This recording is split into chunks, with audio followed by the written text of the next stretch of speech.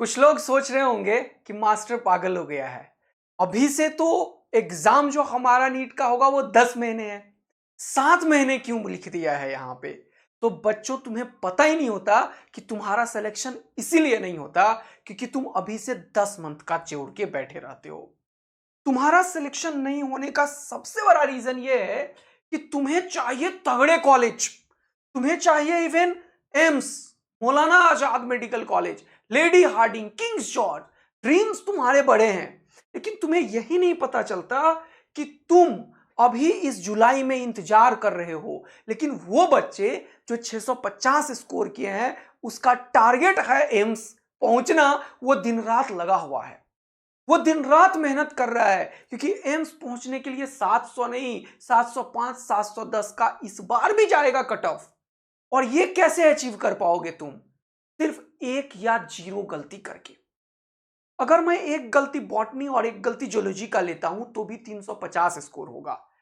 दो गलती फिजिक्स में तो ऐसे ही हो जाता है कैलकुलेशन में तुम्हारा, तो भी 170 तक पहुंचोगे।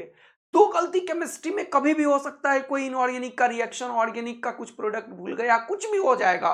कोई एक आयनिक इक्विलिब्रियम का क्वेश्चन डिफिकल्ट आया, तुम सिर्फ इनका सम करो तो 690 तक पहुंच पाओगे, फिर भी तुम एम्स दिल्ली नहीं पहुंच पाओगे।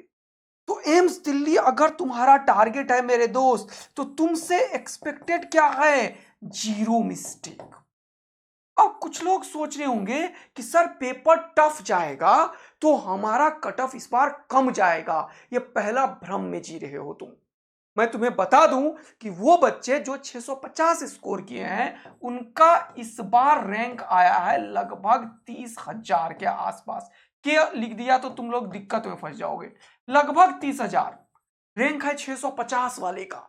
क्या ये इंडिया के 23 लाख बच्चों में से, इन 30,000 में से जो और सारे बच्चे होंगे, क्या 10,000 बच्चा ऐसा नहीं होगा जो चाहता होगा अरे यार रुक जाते हैं, 50 मार्क्स और बढ़ा लेते हैं क्योंकि हमने इतना मेहनत किया, हम एम्स दिल्ली में पढ़ेंगे, हमारा रौला ही अलग होगा, हमारी सोसाइटी में इज्जत ही अलग होगी, हम टॉप के कॉलेज में पढ़ेंगे। क्या ऐसा नहीं होगा? तुम खुद सोचो जरा।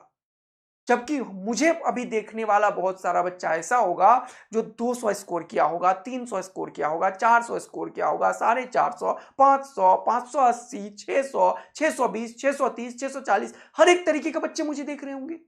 लेकिन तुमने ड्रीम तो बना लिया बड़े बड़े, लेकिन तुम ये समझ ही नहीं पाए कि यहां पहुंचने के लिए स्कोर इस लेवल का चाहिए, और इस लेवल का स्कोर लाने के लिए बहुत सारे बच्चे ऑलरेडी कंपटीशन में आ चुके हैं। अब मैं तुम्हें बताता हूं कि क्यों मैंने लिखा है यहां पे कि बच्चों, जुलाई से लेके जनवरी तक ही टाइम है। अगर तुम इन कॉलेज को टारगेट करते हो, कोई भी एम्स को टारगेट कर रहे हो, Maulana Azad, lady Hardinge, IGMS, PMCH, मतलब टॉप कोई भी पीजीआई, कोई भी कॉलेज, या फिर गवर्नमेंट मेडिकल कॉलेज यार, 650 वाले को भी general medical government medical college इस बार मिलना कठिन हो गया है। तुम समझो, बच्चों का दिमाग में आ चुका है कि अगर 680 टारगेट नहीं कर रहे हैं तो गवर्नमेंट मेडिकल कॉलेज भी कठिन हो जा रहा है हमारे लिए। तो बच्चा पढ़ना शुरू कर दिया है जिसको एक्चुअल में डॉक्टर बनना है भाई। तुम सोच सोच के टाइम व्यतीत करे जा रहे हो, टारगेट ही नहीं बना पा रहे हो, अचीव ही नहीं कर पा रहे हो, लेकिन जिसे जाना है इन कॉलेज में, top 10 medical college in India में, वो पागल की तरह मेहनत करना शुरू कर दिया है। उसके जीवन में सिर्फ और सिर्फ पढ़ाई है। आज के डेट में खुश होके वो पढ़ रहा है क्योंकि उसने अपना विजन, अपना टारगेट अपना सेट किया है और उसको अचीव करने के लिए काम करना शुरू किया। अब तुम लोग यदि जुलाई से जनवरी तक नहीं खत्म कर पाओगे तो क्या करोगे वो जरा सा देखना। जनवरी के बाद फरवरी और मार्च आता है मेरे दोस्त। फेब और मार्च में तुम क्या कर लोगे मेरे भाई? कितने चैप्टर्स हैं मुझे जरा सा बताओ।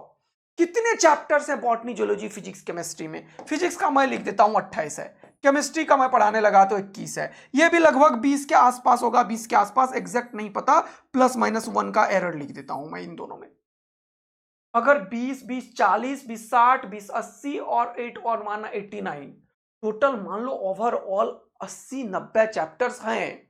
अगर तुम रिवीजन करने बैठोगे ना तो भी ये 2 महीना जो जनवरी और फरवरी का बचता है, इसमें तुम उसी में लगे रह जाओगे, रिवीजन रिवीजन में लगे रह जाओगे, जबकि इससे सिलेक्शन होगा ही नहीं। तो सिलेक्शन कैसे होगा? रिवीजन करना होगा जनवरी फेब मार्च में, प्रैक्टिस धुआंधार करने होंगे, धुआंधार प्रैक्टिस, टेस्ट देना होगा, टेस्ट में जो मिस्टेक किया वो एनालिसिस करना होगा। और ये चीज पता है कितनी बार करना पड़ेगा? ये साइकिल में घूमते रहना चाहिए, इनफाइनाइट साइकिल है ये। जब तक तुम्हारे ये अंदर से विश्वास ना हो जाए कि मैं एक भी क्वेश्चन एनसीईआरटी से या कहीं से भी बॉटनी जूलॉजी का आता है तो वो मैं गलत नहीं करूंगा या करूंगी, एक भी क्वेश्चन फिजिक्स का न्यूमेरिकल गलती नहीं होगा, एक भी क्वेश्चन तुमसे बॉटनी जूलॉजी फिजिक्स केमिस्ट्री का गलत नहीं होगा, तब तुम इस ड्रीम कॉलेज को देखो और इन टॉप कॉलेज को देखो। अदरवाइज तुम पहले ही इनसे दूर चले जाओगे। ये मैंने सबसे पहले स्टेप में तुम्हें बताया कि डिमांड क्या है मेरे दोस्त। पहले अगर तुम डिमांड को नहीं समझोगे तब तक तुम समझ ही नहीं पाओगे कि कैसे इसको हम अचीव करें। तो टारगेट है मेडिकल कॉलेज में, अगर टॉप 10 मेडिकल कॉलेज में पहुंचना है तो 700 प्लस मार्क्स का टारगेट करना पड़ेगा मेरे भाई। आया बात समझ में? अब इसका सॉल्यूशन भी बताऊंगा, सिर्फ प्रॉब्लम को आइडेंटिफाई करके मैं नहीं छोड़ूंगा। इसका सॉल्यूशन क्या है? इसका सॉल्यूशन है कि इन 6 मंथ में ही तुम्हें सेलेक्ट होना होगा, इन 6 मंथ में ही सेलेक्ट होना होगा। तो अब ये वीडियो देखोगे तुम्हें जोश आ जाएगा, हमें टॉप मेडिकल कॉलेज चाहिए, हमारे साथ कुछ गलत हो रहा है, बैठोगे तुम, टारगेट बनाओगे, तुम मोटिवेट हो जाओगे। लेकिन कोई भी इस दुनिया का मोटिवेशन इस मार्क्स तक तुम्हें पहुंचा ही नहीं पाएगा।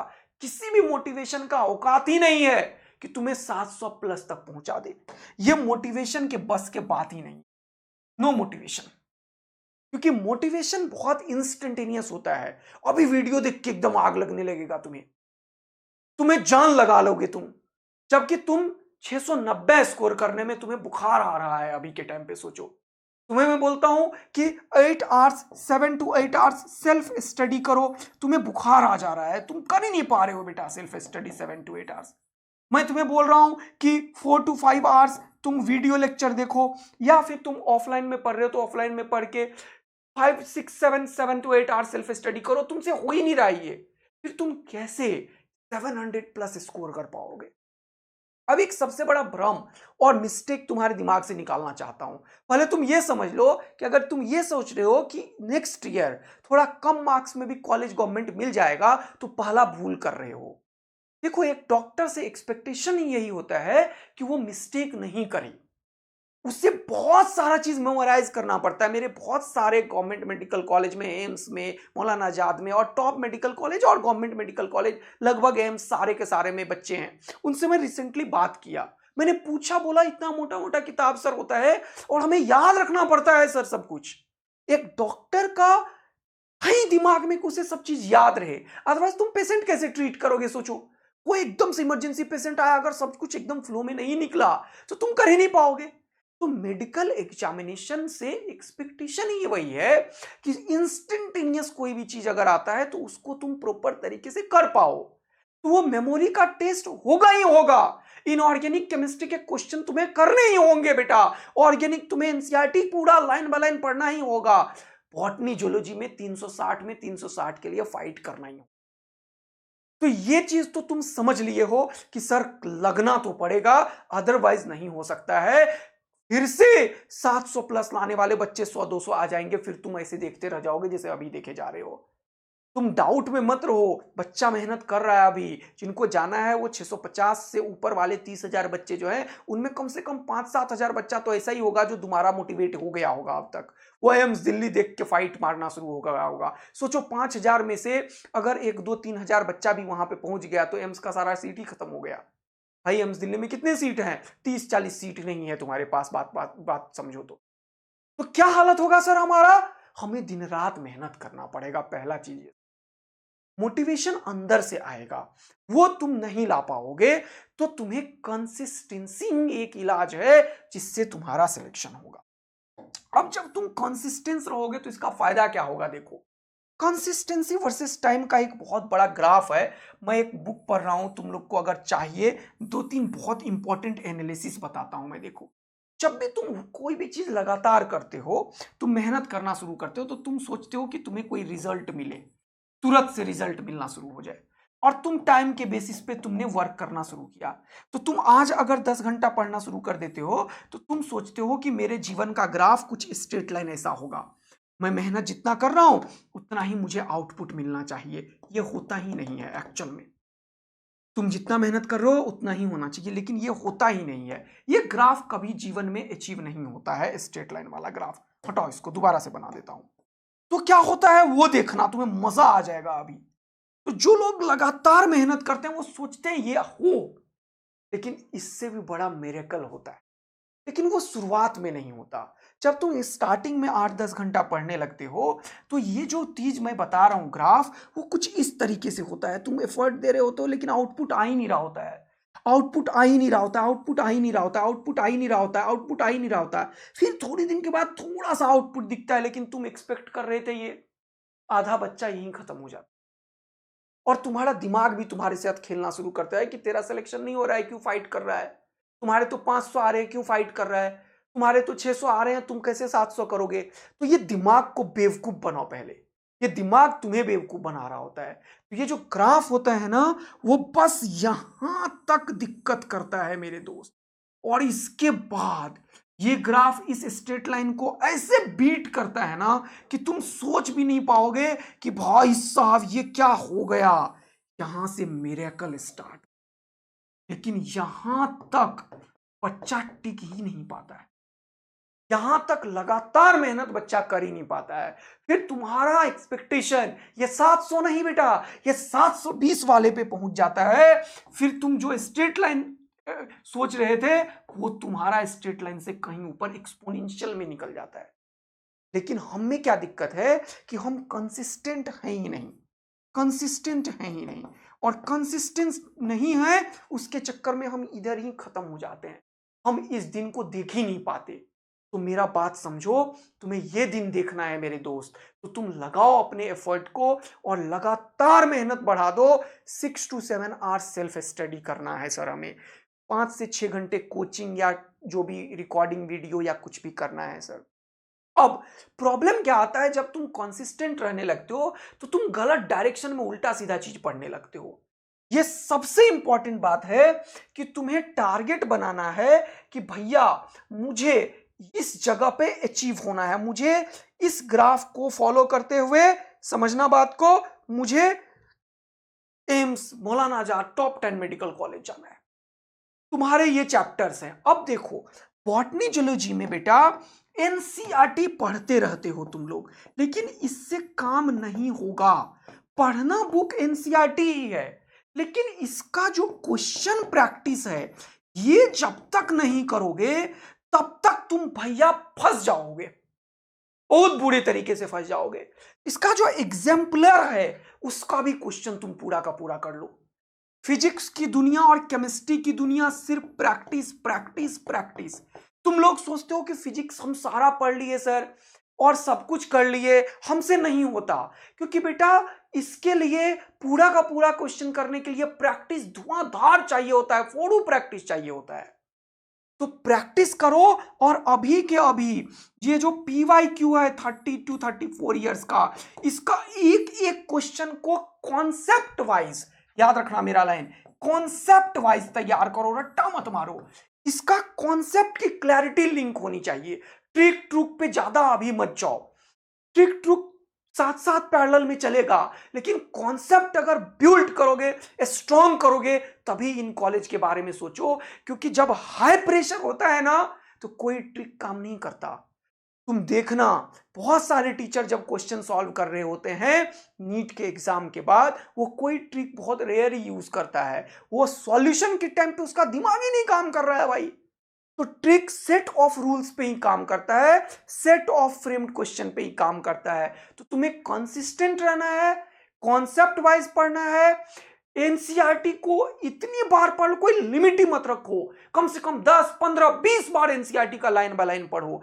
जब भी फुल सिलेबस टेस्ट देते हो पूरा एनसीईआरटी बॉटनी जूलॉजी पढ़ डालो, केमिस्ट्री पूरा का पूरा एनसीईआरटी पढ़ डालो, फिजिक्स के PYQ के क्वेश्चन कर डालो खूब सारे। इस तरीके से तुम पहुंच पाओगे। ये जो मिरेकल वाला स्कोर है तुम्हारे पास 700/720, क्योंकि जब तुम एक एक मिस्टेक करते हो तब भी 690 ही पहुंच पा रहे हो। जब तुम जीरो मिस्टेक करते हो बॉटनी जूलॉजी में, देखना जरा सा, मैंने यहां पे 660 में 660 कर दिया, तब ये भैया 700 का काटा पहला, फिर भी तुम रैंक 1 तो नहीं ला पाते हो, फिर भी इसमें भी जीरो मिस्टेक, इसमें भी सब करोगे तब होगा। और इसके लिए बेटा तुम्हें जान लगाना पड़ेगा। फिजिक्स में 170 मार्क्स, समझ रहे हो कितना बड़ा मार्क्स है? केमिस्ट्री में 170 मार्क्स, समझ रहे हो कितना बड़ा मार्क्स है? 360 zero mistake in botany and zoology, तब तुम 700 अचीव कर पाओगे मेरे दोस्त। तो इसको समझो, इसका एक ही इलाज है, कॉन्सिस्टेंट रहना और अपने आप लगातार एक सेट ऑफ रूल्स को सेट करना। अगर तुम्हें मुझसे कोई हेल्प चाहिए इस कंसिस्टेंसी को मेंटेन करने में, तो कमेंट करके बताओ। मैं तुम्हारे लिए एक बहुत बढ़िया पैटर्न, मैं अपने ऊपर भी ये इंप्लीमेंट किया हूं अभी लास्ट 10 to 15 डेज में, तो मैं बताऊंगा कि कंसिस्टेंट रहने का क्या क्या तरीका है और कैसे हम रह सकते हैं। ठीक है दोस्त, तो मिलेंगे फिर से, लेकिन याद रखिएगा, अगर आपको इन ड्रीम कॉलेज में पढ़ना है तो ये जो 7 मंथ है, इसी 7 मंथ में आपको पूरा सिलेबस कंप्लीट करना पड़ेगा, लगातार प्रैक्टिस करना पड़ेगा, टेस्ट देना पड़ेगा। और ये जो 2 मंथ है सर, फरवरी मार्च, इसमें रिवीजन, प्रैक्टिस, टेस्ट एनालिसिस और अपने मिस्टेक के ऊपर वर्कआउट करके वो जो इन्वायरमेंट होगा टेस्ट वाला, उसको बिल्ड करना है। तो ये मत सोचना कि फेब मार्च में तुम बहुत बढ़िया कुछ कर लोगे, 1 शॉट पढ़ लोगे, ये कर लोगे, कुछ नहीं कर पाओगे। वही बच्चा सेलेक्ट होगा जो इन 7 मंथ में ये पूरा का पूरा ड्रीम कॉलेज को अपने सामने रख के दिन रात मेहनत करने में लगा हुआ है, उसी का सिलेक्शन होगा। Thank you so much. अगर आपको मुझसे कोई भी हेल्प चाहिए आपके रूटीन में, कंसिस्टेंसी में, या कितने ऐसे बच्चे हैं जो इसको समझे हैं और नया प्लान किया, वो लिख के मुझे कमेंट करके बताओ, तभी तुम्हारे अंदर जान आएगी और मैं तुम्हारे लिए एक एक कमेंट को पढ़ के जरूर फिर से ऐसा कोई वीडियो बनाऊंगा जो तुम्हारे काम का होगा। फिलहाल टारगेट रखो कि हमें जनवरी तक सब खत्म कर लेना है। तुम्हें किसी कोचिंग की जरूरत नहीं है। अगर तुम ड्रॉपर हो और 260-70 से ज्यादा बॉटनी जूलॉजी में की हो, तुम्हें एनसीईआरटी को इनफाइनाइट लूप पे कंप्लीट करने की जरूरत है।